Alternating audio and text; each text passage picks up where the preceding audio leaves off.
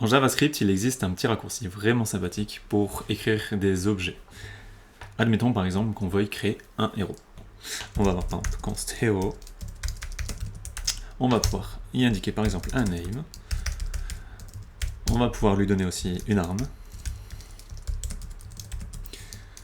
Par exemple la Master Sword. Et un ennemi.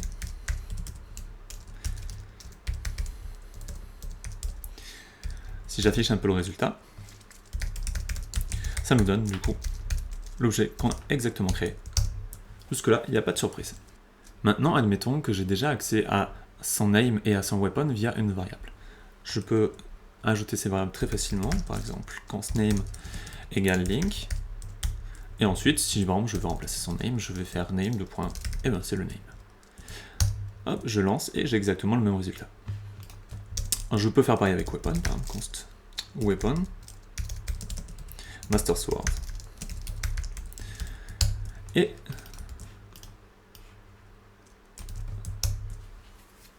je l'utilise aussi.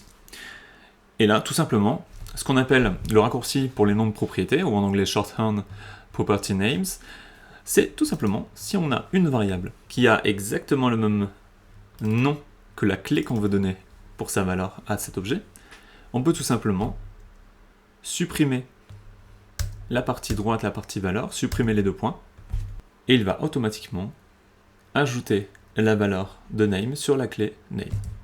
Si je le relance, je vois que c'est exactement le même résultat. Je peux faire pareil pour weapon. Et j'ai toujours le même résultat. Et on peut faire des assertions à la volée, par exemple. Hero.name est égal à, je crée un nouveau objet, je lui donne un name, et je fais .name. Et j'obtiens true. C'est bien le même résultat. Voilà, j'espère que ça vous sera utile.